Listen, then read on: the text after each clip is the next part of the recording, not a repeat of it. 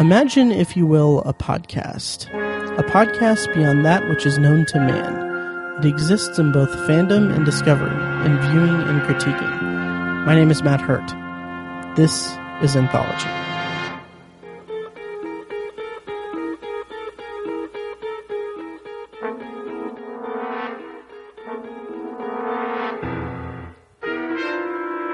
Hello, and welcome to Anthology, presented by ObsessiveViewer.com. If this is your first time listening, Anthology is a podcast exploring science fiction anthology storytelling during television's first golden age, beginning with The Twilight Zone. Each podcast, I share my thoughts on an episode of this iconic series as a first-time viewer, as well as share some trivia about the episode and some background on the cast and crew. I then end each podcast with a bonus review of a movie or show related to this week's episode. You can find more of Anthology at anthologypod.com, and if you want to contact me, like the Facebook page at facebook.com/anthologypod, tweet me at ObsessiveViewer, or send an email to matt@obsessiveviewer.com, or call and leave a voicemail at 317-762-6099. And if you like what you hear and want to support the podcast, please head over to iTunes and leave a rating and review. The more ratings and reviews I get, the easier it will be for people to find the show in iTunes search results.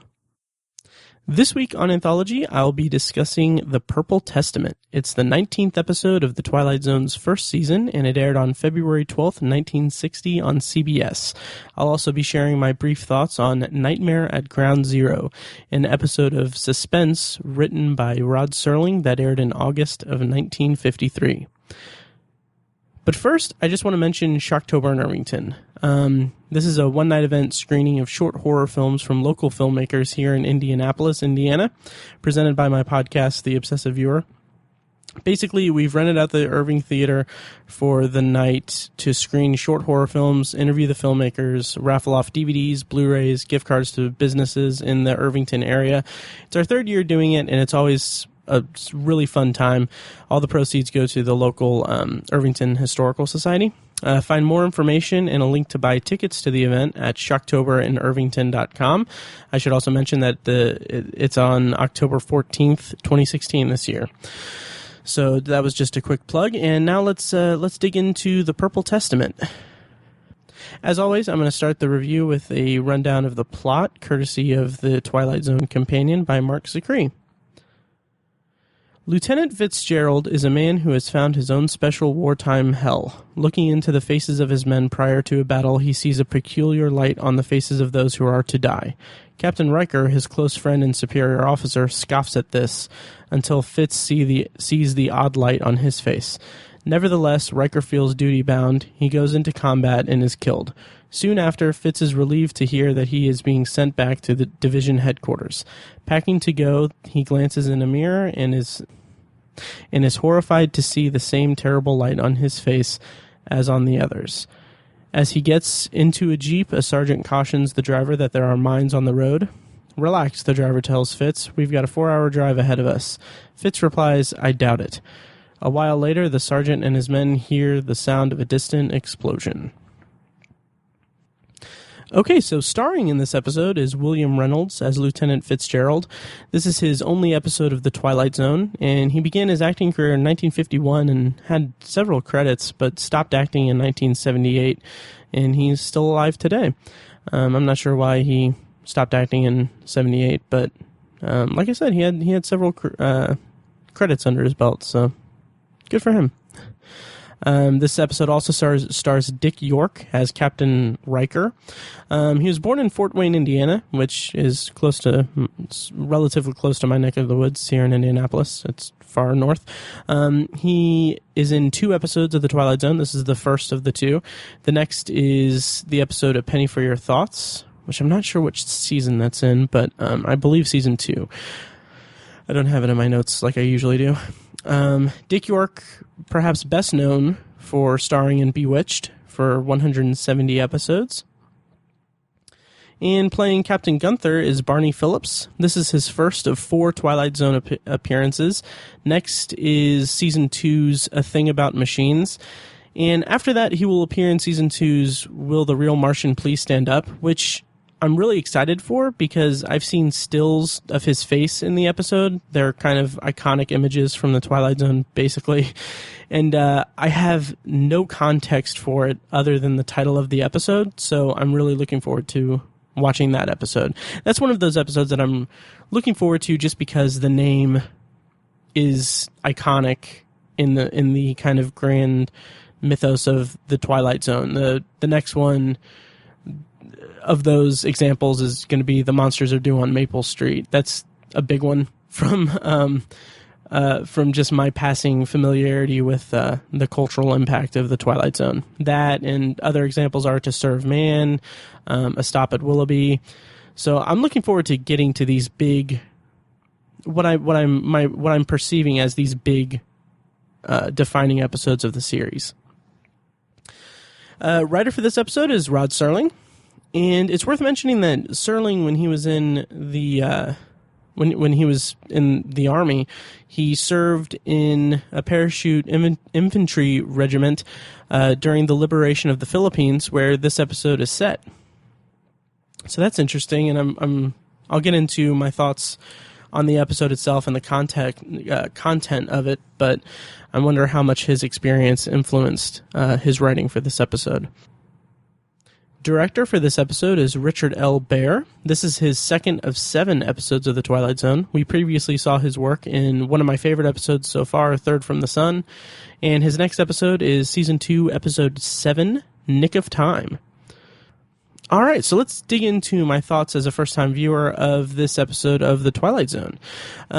First of all, I really like the dynamic between Fitz and Phil, or Captain Riker, in this episode.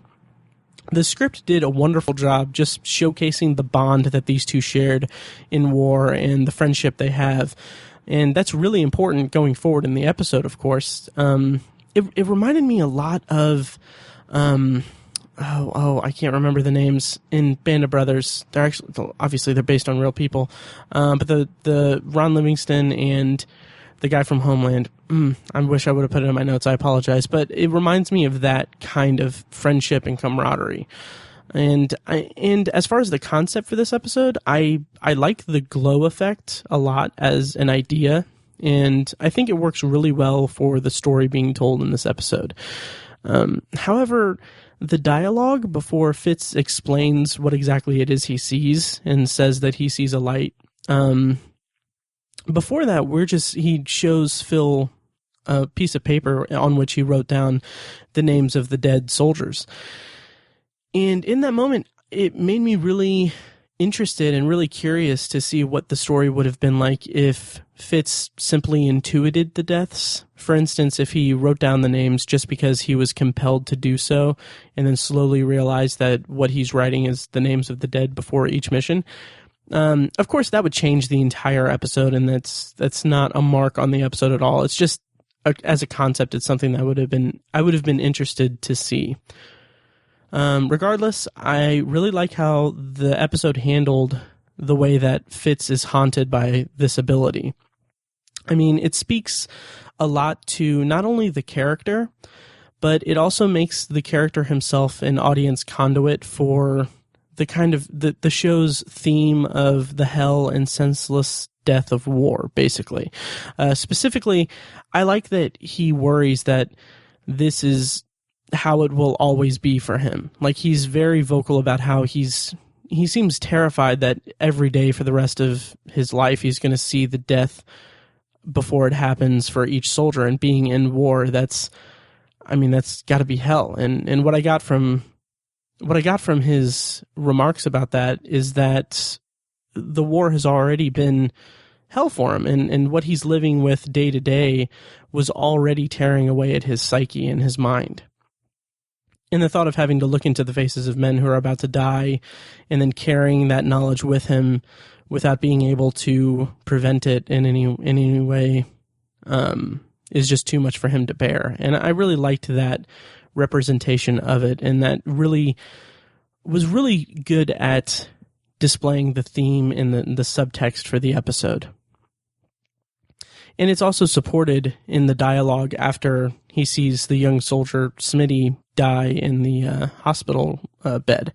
Fitz says that his ability isn't odd, it's nightmare. And that's after remarking that odd would be going 30 days on the line without losing a soldier. And again, this plays just really well into the theme of the torture that happens to your mind when you're in war. And I'll talk about that later when I get into the theme of the episode, but it was really remarkable to see that piece of dialogue delivered and played to the psyche of the character. So once Fitz sees the glow on Phil, the episode takes a turn, and I love Phil's reaction to it. It's one of the defining moments of the episode for me. Up until that point, Phil and everyone else just think that Fitz is coming unhinged. He's just not being able to take, being there. And they're compassionate toward him, and they want him to be treated. They want him to get better, and they care about him. But when Fitz tries to warn Phil, it's like Phil can't even bring himself to even entertain the thought that Fitz is right. And that reaction just makes perfect sense for the situation and for the character. Phil is an officer in a war, and rather than heeding a supernatural warning, it's as if he just needs to focus on his objective, because he's in the middle of a war. It's important to keep a level head, and there's some subtext there that, and maybe I'm reading too much into it, but there's some subtext that he just can't skip the mission because then other soldiers would die, and he has this responsibility. And seeing him place the baby pictures and wedding ring on the table is frankly really heart-wrenching, because he's entertaining the thought for a moment. He's because he believes him deep down, and he knows that, okay, well, he's probably not going to make it, so he better leave his personal effects behind. And it's just a really well-written scene and just beautiful. And I'll take this moment to kind of jump down a little bit and mention that I wasn't a big fan of the music in this episode. And there's a horn and drums that persists throughout each scene, throughout certain scenes. And I get it. It's because it's in a war. It's like war music, but it doesn't seem to match the tone that well. And every time it popped up, it took me out of the episode, and it really hampered that scene where Phil puts his personal effects on the table for me, because it just felt hokey and out of place.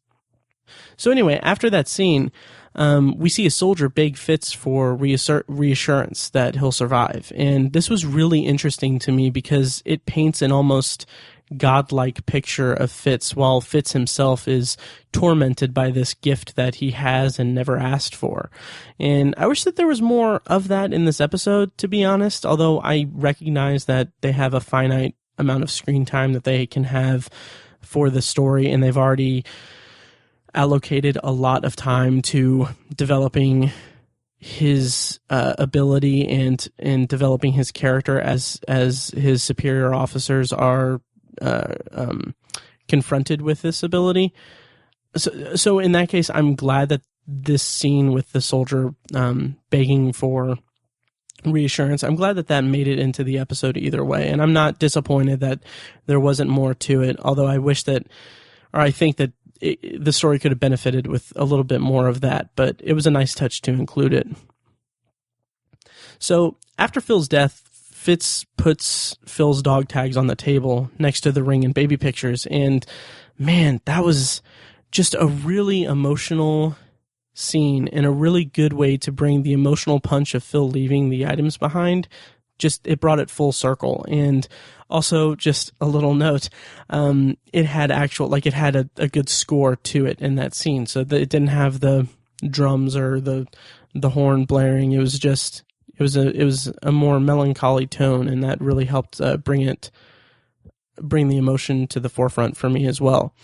And I feel like in another universe where this episode was, I hesitate to say more focused on the friendship between Fitz and Phil, but in an alternate universe where this episode explored that friendship more and maybe put more emphasis on Fitz trying to convince Phil that he was going to die, Fitz placing the dog tags on the table would have been a great final shot for the episode.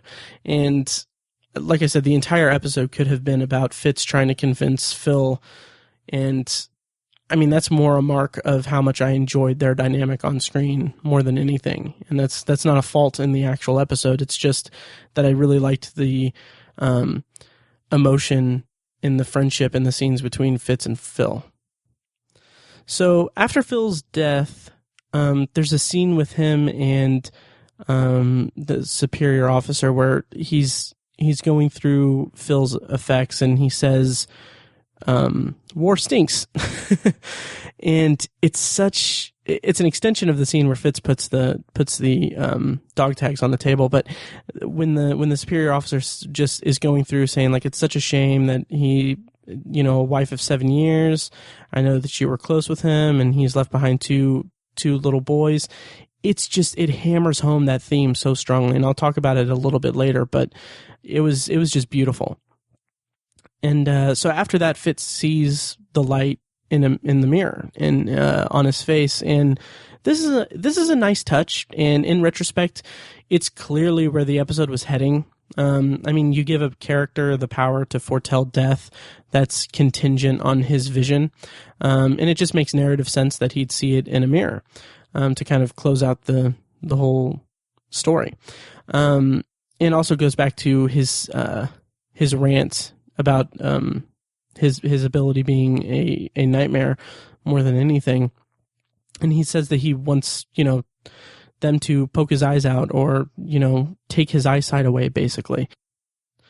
But having said that, I think the theme of the senselessness of war and the personal toll that war takes on people, I think that could have been hammered home more if Fitz didn't see the light in the reflection, and if the episode just ended with Fitz living with the agony of this power, and maybe he sees the glow in a crowd of people or something to that effect. Maybe that could have been a more suitable ending for a longer a story that had a longer runtime. Like maybe if this story was a feature film, maybe that could have been a more suitable ending to it.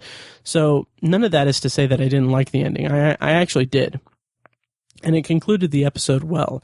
And it also left me with the impression that Fitz just became resigned to his fate, and that he would rather die than live with it after he can use it to protect Phil. And I think it's a strong ending. I kind of wish that it would have been, well, that maybe would have changed the episode, but I kind of wish that Phil's death would have had a bigger impact if maybe Fitz had convinced him to stay, or had convinced him, like, if there had been a clear instance of Fitz warning Phil, maybe Phil could have done something to try to prevent it and then still ended up dead. So I think that would have been a strong ending as well if Fitz just became resigned to his fate because he knew that he couldn't change fate. Maybe that changes the nature of the entire episode and the theme of war, but I don't know. Regardless, I think it was a strong ending and I appreciated it. As for the technical aspects of this episode, right off the bat, I'm really noticing the increase in production value. I'm not entirely sure where this was in the production schedule. However, I don't know where this was shot, but it just looks wonderful and has some big sequences in the beginning. I don't know where I can't imagine that this was part of the actual filming, but I don't know where they would have gotten this stock footage, but it doesn't look like stock footage is the point here, but it's the imagery of soldiers fighting, weapons firing, shells crashing in the opening scene that it really brings you into the episode very strongly, and I really appreciated that about it. And the way that the glow is portrayed is, honestly, it's kind of silly. And that might be too harsh of a word. A lot of the time we see Fitz's reaction to it before seeing the actual glowing effect. So so there will be a close up of Fitz's face kind of changing into like a shocked expression and then switching over to the face of the person that he sees with the glow on it. And I mean, that happens a couple times, I believe, in the episode, and I just wish it was more subtle. Like, when we see it as it appears on Phil, it's when it's the most effective because Phil is speaking in the scene, and we just see it happen on his face, and then we cut to Fitz's reaction. And I thought that was much more effective than the other instances in the episode. Otherwise, at another point in the episode, after Fitz talks to Smitty in the hospital wing, he sees the glow on Smitty, and then Fitz faints. And I am so not a fan of fainting for dramatic effect. Ordinarily, I'm just really not. I think that it's hokey and really melodramatic, but in this instance, I really appreciated the POV shot of it that we got. I just thought that was a cool effect because we see Fitz's reaction, and then he starts to kind of do the whole faint thing, and then the camera switches to a POV shot from Fitz's face as he falls back. So we fall back with him, basically. And I appreciated that on a technical level, but fainting for dramatic effect has never really done anything for me in movies and TV. And that's just a personal bias I have. I could have said the same thing about the one punch knockout in that happens a couple times in last week's episode, The Last Flight, but I didn't. I also want to mention the shot of the broken mirror on the ground with Fitz's reflection in each piece. I love that shot. I think it's just really cool. It's just a wonderfully composed shot with the with Fitz's face kind of transposed onto the glass or onto the broken mirror in each shard. I just really liked the effect of that shot. So as for cultural subtext / theme for this episode has a lot to say about the hell of war, obviously, and it seems to come from such an honest and personal place, as I said before. This episode seems like it. I don't know. I obviously I don't know the man. I would like to read some biographies about Serling and read up on him when I have more time. But this episode seems to me like Serling was kind of working through some of the things he saw in the war, maybe. It's set in an environment where he fought and he was in, and it deals with the mental toll that war takes on soldiers and the turmoil and the pain of seeing people that you're with perish before your eyes. And I think that that's a really strong statement and a really strong theme to put into an episode of The Twilight Zone. And I appreciate what Serling did with it and how well it was handled. So let's see, trivia for this episode. I have a couple things here. So, Dean Stockwell was originally cast in the lead role, but was unable to appear. So it was given to William Reynolds instead. Dean Stockwell will later appear in a similarly themed episode titled A Quality of Mercy in Season 3. And the core concept of the episode of seeing a light on the face of those who are about to die was also used in an episode of the 2002 revival series called Into the Light. I don't know if I'll ever get around to seeing that show. I've heard bad things. I think Forrest Whitaker is the host of it, and it's relatively cheap on Amazon for the whole series, but I don't know. I still have this and several other sci-fi shows to get to after this, and then I'm thinking about getting into the 80s Twilight Zone series as well, maybe as a bonus series for Anthology. I haven't really worked it out yet. So back to trivia. Rod Serling quotes in the closing narration a quote from what he says is a quote from Richard III, from a Shakespearean quote from Richard III, but it was actually a mistake, and it actually comes from Richard II. That was kind of interesting. And then finally, this was really interesting. So on the day that on the same day that this episode aired, the director Richard Baer and William Reynolds were both filming the TV series The Islanders, and they were actually in a plane crash with one person on board, the plane actually being killed in the crash. And Reynolds claimed that that the episode was pulled from its scheduled screening date out of concern for Reynolds and Baer and their families. However, it's interesting. However, in the Twilight Zone companion, it mentions this, but then also in the 2008 book, The Twilight Zone: Unlocking the Door to a Television Classic, Martin Grams concludes that the episode actually did air as originally scheduled on February 12th, 1960, despite Reynolds' statements that it was pulled from the schedule. So that's kind of interesting. It's kind of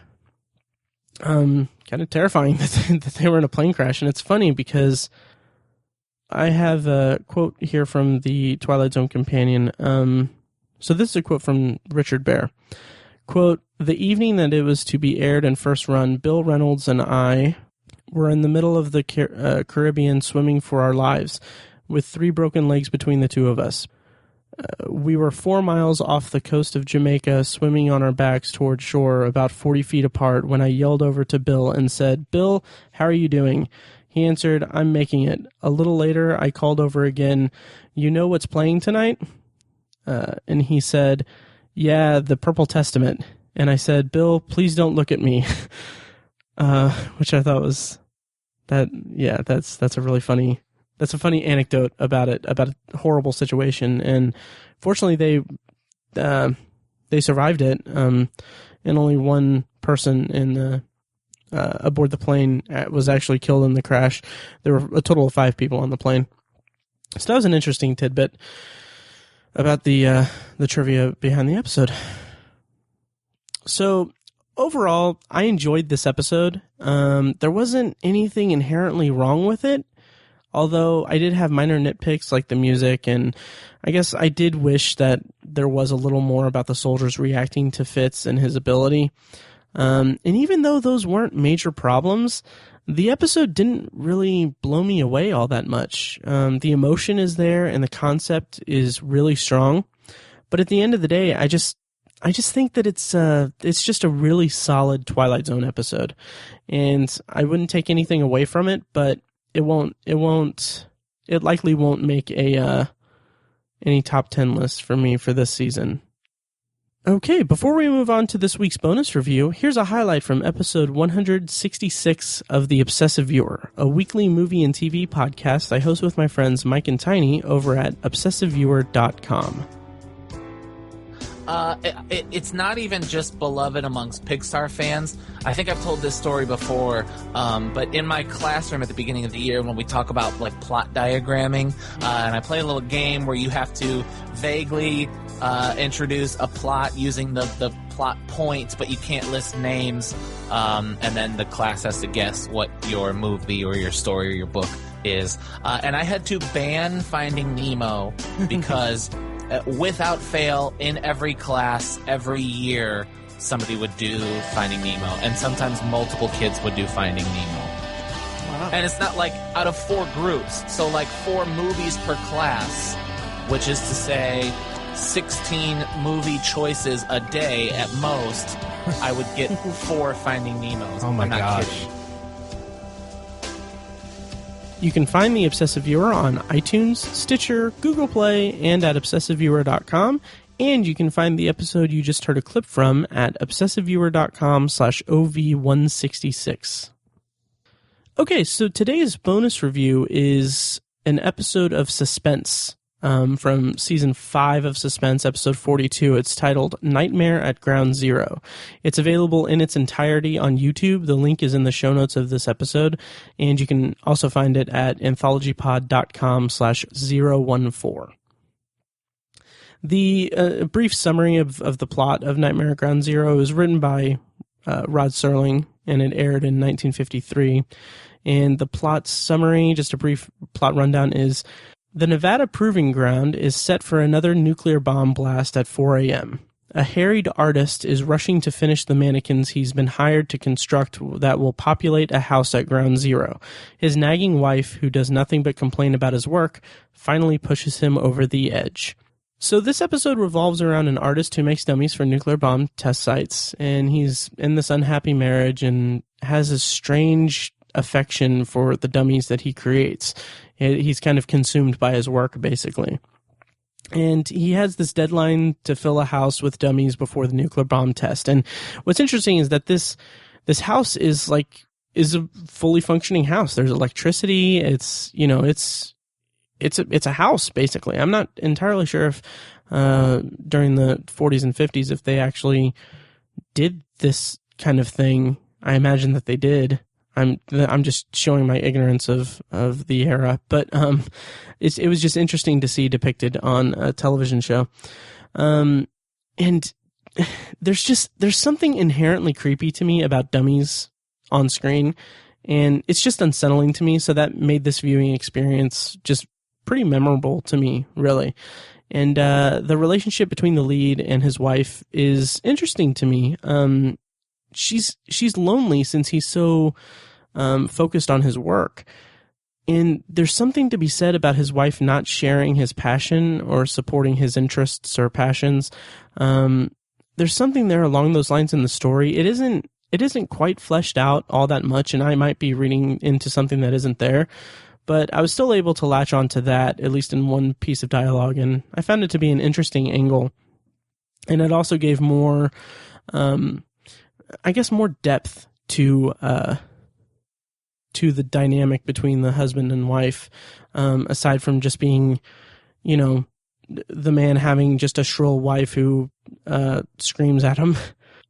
So the story overall is it's pretty dark and it's creepy with a deep sense of foreboding, since the entire episode revolves around getting the artist meeting this deadline as the bomb is going to go off at 4 a.m. So there's this kind of ticking time bomb, basically, throughout the episode, and I feel like it would fit pretty well within the mythos of the Twilight Zone, and I think Twilight Zone fans would definitely like it. It's Rod Serling, so there's not much there not to like, really, and there's some interesting twists and turns, and I recommend checking it out. Once again, it's on YouTube in its entirety, and it's also worth mentioning that there's an episode of Playhouse 90 from 1958, so about 5 years 5 years after this episode aired for Suspense. And the episode on Playhouse 90 is called Nightmare at Ground Zero,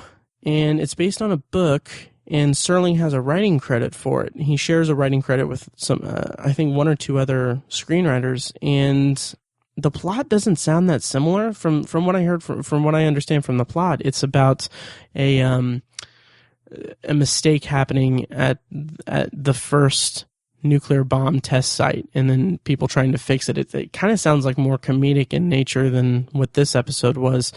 So the plot doesn't sound that similar. I may actually need to investigate it further. Since Serling has a writing credit on it, I may review it at some point down the road if I can get my hands on it. If any listeners have any context for what it is, let me know. Shoot me an email, matt@obsessiveviewer.com, because it was kind of interesting to find it, because I just found it when I was finalizing my notes, and I didn't really look into it that deeply, but so it's pretty interesting. All right, so that'll just about do it for this week's episode of Anthology. Thank you for listening. Once again, I was a guest on a recent episode of Submitted for Your Approval, which you can find on any podcatcher, really. And on the episode, I was a guest, and I talked about the episode of The Twilight Zone titled Execution, which I'll be covering in about a month or so here, or about a month and a half, maybe 2 months.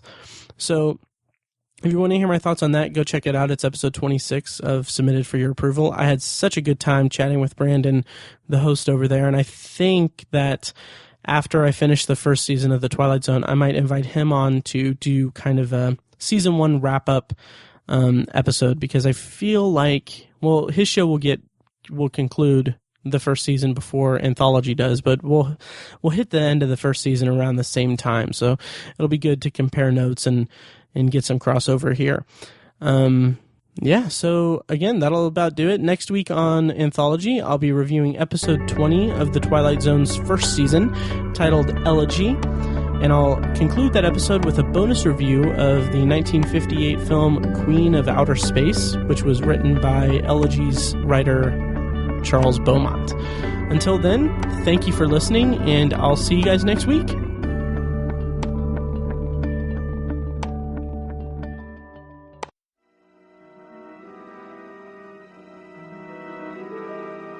Thank you for listening to Anthology, presented by ObsessiveViewer.com. You can find more episodes at anthologypod.com, and you can subscribe to the show on iTunes, Google Play, Stitcher, or your preferred podcast app.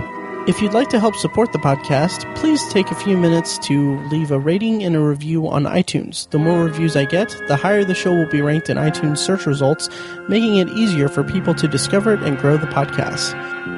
Of course, you can always email me your thoughts and feelings about the show to matt@obsessiveviewer.com. You can also tweet me at obsessiveviewer, like the Facebook page at facebook.com/anthologypod, or you can call and leave me a voicemail at 317-762-6099 for a chance to have it played on the show. If you like what you've heard here, I urge you to check out The Obsessive Viewer, a weekly movie and TV podcast I host with my friends Mike and Tiny. Also check out the Obsessive Viewer blog at obsessiveviewer.com, where I write movie reviews, TV reviews, and the occasional editorial about the business of entertainment. If you want even more obsessive content in your life, subscribe to the Obsessive Viewer subreddit at r/obsessiveviewer, and check out obsessivebooknerd.com, our sister site for book reviews, author spotlights, and a general celebration of reading.